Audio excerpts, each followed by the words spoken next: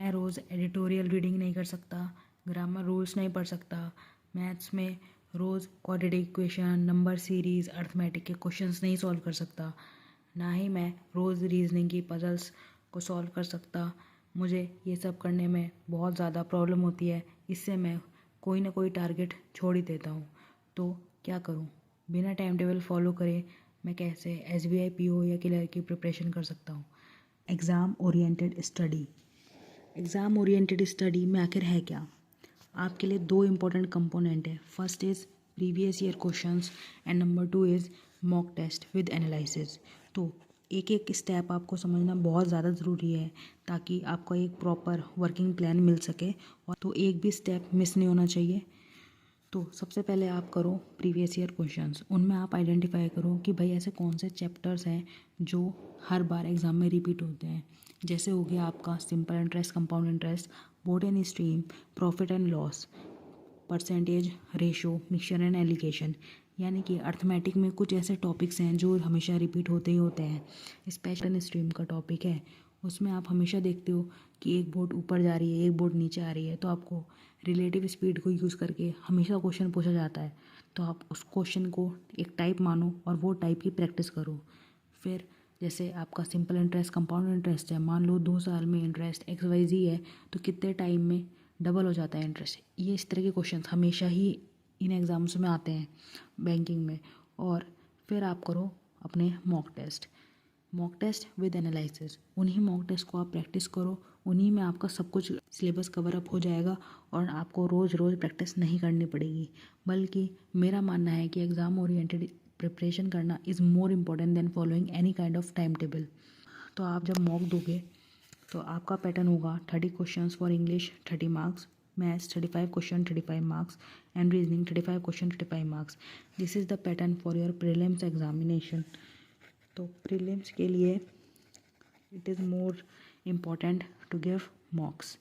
तो 20-20 मिनट का time schedule होता है, तो आप इसमें केवल 1 घंटे में काफ़ी ज़्यादा प्रिपरेशन कर लोगे, वो भी एक टाइम बाउंड मैनर में। और हम मेंस के लिए अगर देखें क्या पैटर्न क्या होता है, तो GK आती है, इसमें general knowledge and financial knowledge आती है और 50 marks, 50 question 50 marks, English 40 question 40 marks, and quantitative aptitude 50 question 50 marks, reasoning 50 question 60 marks. तो मेंस के लिए भी एक मॉक बहुत ज़्यादा इम्पोर्टेंट है, क्योंकि ये आपको टाइम बाउंड मैनर में प्रैक्टिस कराता है। Target should be 1 mock per day for prelims and 1 mock per 2 to 3 days for mains. This whole strategy is based on previous year questions and mock test.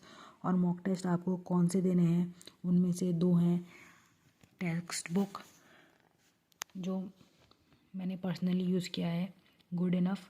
ये आपको 18 months का पास अभी 703 में है, और आप कूपन कोड यहाँ पर अप्लाई करके, जैसे कि हो गया आपका N40 QGC, ये आपको डिस्क्रिप्शन में भी मिल जाएगा। और दूसरा है Adda 24/7। So you can also use these 2 test series. मेरा रिकमेंडेशन है कम से कम आप 2 टेस्ट सीरीज़ दो फॉर योर प्रिपरेशन। उससे आपको डिफरेंट यूनिक मॉक्स देने को मिलते हैं, एक लेवल ऑफ मॉक टेस्ट को जज करने का मौका मिलता है कि कोई टेस्ट सीरीज़ बहुत इजी बनाता है, कोई टेस्ट सीरीज़ बहुत हार्ड बनाता है, कोई मीडियम लेवल बनाता है। तो एक वैरायटी के लिए आपके पास 2 मॉक टेस्ट सीरीज़ होनी चाहिए।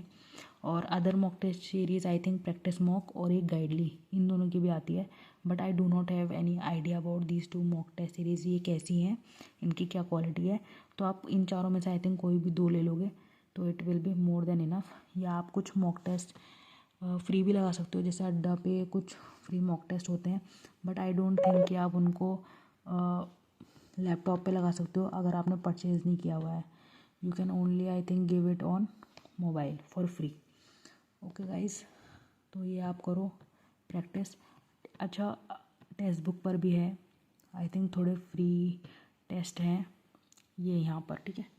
You can also give these test, for example banking में live mock, few you can practice, ठीक है। All the best.